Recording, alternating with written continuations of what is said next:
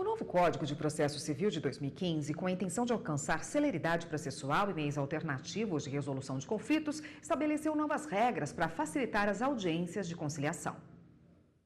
A audiência é feita de modo bem prático. Participam as partes envolvidas juntamente com o mediador e o advogado, só dispensado nos juizados especiais em causas de até 20 salários mínimos. A maioria dos conflitos é relacionado à pensão alimentícia, questões financeiras, acidentes de trânsito, além de conflitos com operadoras de planos de saúde e casos de família.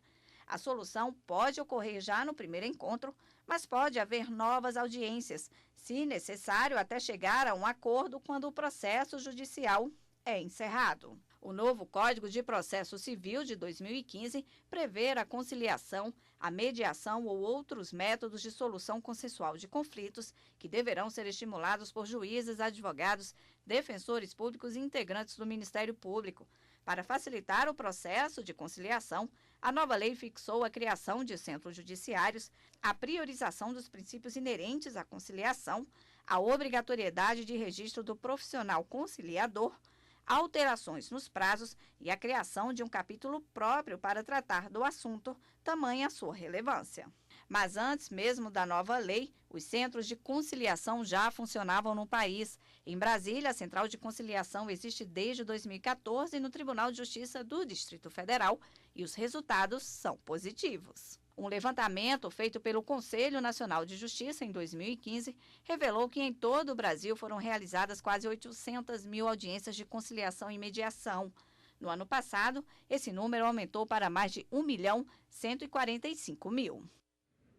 Bom, e para falar sobre esse assunto, está aqui no estúdio conosco o advogado Asdrubal Júnior. Boa tarde, doutor. Boa tarde. Bom, antes de tudo, eu acho que uma dúvida frequente aí de boa parte da população, qual é a diferença de mediação, arbitragem e conciliação?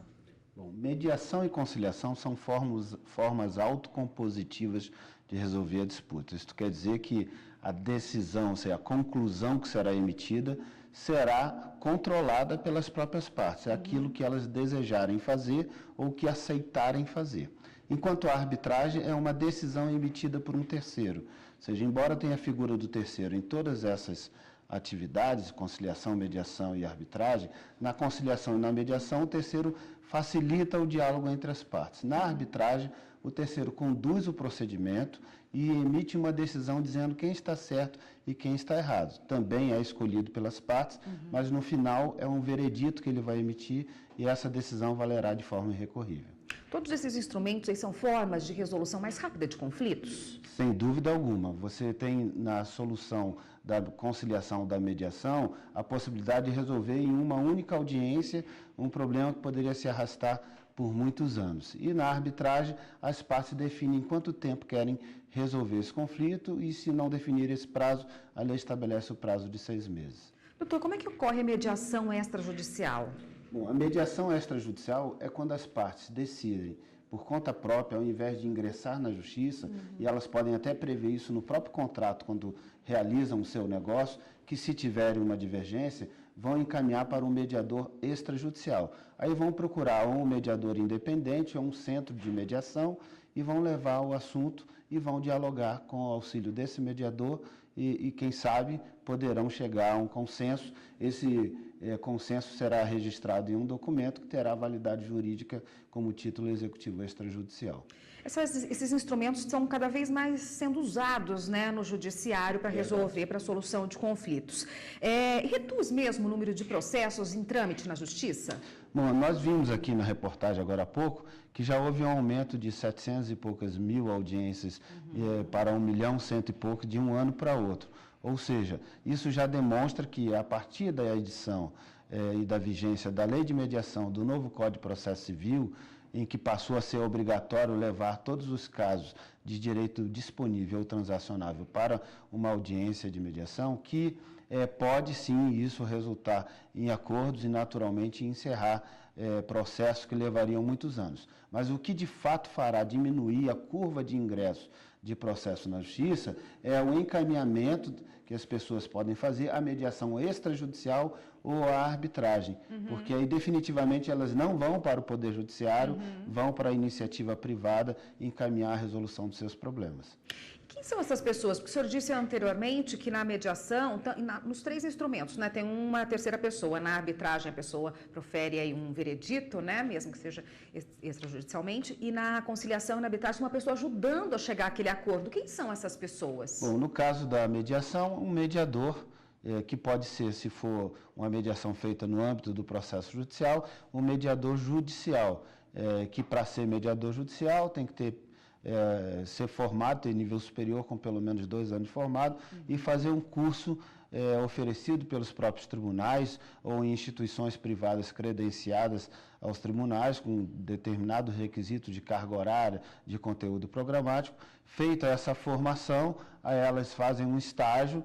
Depois desse estágio, elas se cadastram no Tribunal de Justiça e podem realizar a mediação judicial. O mediador extrajudicial é feito também uma formação, mas vão auxiliar, atuar junto aos centros de mediação particulares e, naturalmente, não tem os mesmos requisitos. Não precisa necessariamente ter os 2 anos de formado, a área pode ser qualquer uma também. E o árbitro é aquele que tem a confiança das partes, efetivamente, tem capacidade civil e confiança das partes, e será escolhido pelas partes. Então, pode ser qualquer pessoa que as partes confiam bastante para entregar a ele uma missão tão importante. Tá ótimo. A gente continua nesse assunto no próximo bloco, só um minutinho, por favor. Estamos de volta com o Jornal da Justiça e conversamos com o advogado Asdrubal Júnior, que hoje conversa com a gente a respeito de mediação, arbitragem e conciliação. Doutor, na mediação, há necessidade sempre da presença de um advogado ou é opcional? Bom, na verdade, é bem importante a presença do advogado, ele pode contribuir muito para uma solução mais eficiente. Mas, no que concerne a mediação, se estivermos falando de uma mediação extrajudicial, não é obrigatória a presença do advogado, exceto se uma das partes se fizer representar por advogado, aí deve ser suspensa a sessão para que a outra parte constitua um advogado também. Quando falamos de mediação judicial, é obrigatória a presença do advogado, exceto nas situações de juizado especial com causas até 20 salários, que aí poderá ser dispensada a presença. Tudo isso conforme estabelecido pela lei de mediação. Doutor, e como o meio jurídico está se adaptando a essas novas formas, né, que não são novas necessariamente, mas que estão ganhando mais visibilidade a partir de agora? Como é que esse meio jurídico está se adaptando a tudo isso? Como você disse bem, elas não são novas, mas, na verdade, elas ganharam o ar de novidade porque passaram a ser obrigatórias no âmbito do processo civil de serem oferecidas. E o novo Código de Processo Civil, assim como o novo Código de Ética dos Advogados, atribuiu essa missão aos advogados de poderem estimular a utilização disso. Aliás, o novo CPC também compartilhou esse dever com os juízes, com os membros do Ministério Público, com a Defensoria Pública. Ou seja, todos os personagens que atuam com o processo têm o dever de estimular a utilização desse caminho. A verdade é que eles não estudaram e se formaram com essa preparação, então precisam agora buscar o máximo de informação. O que precisa ainda também correr atrás dessa defasagem é a formação jurídica. As faculdades têm que assumir a responsabilidade de integrarem a formação do novo bacharel em Direito com as habilidades e competências para que ele possa atuar bem com os meios adequados de tratamento de conflitos. Doutor, e uma decisão ali que se chegou, um acordo que se chegou numa mediação ou numa audiência de conciliação, ela pode ser questionada depois por um recurso e tem prazo para ser cumprido?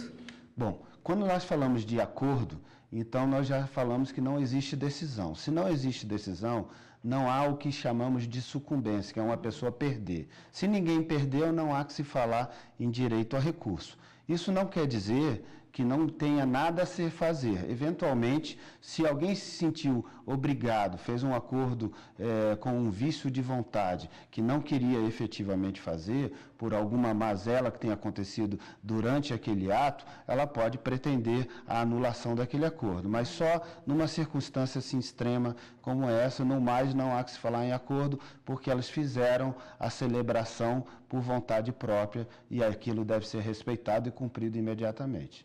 Tá ótimo, doutor. Obrigada pela participação. Eu Até que uma agradeço próxima. a oportunidade.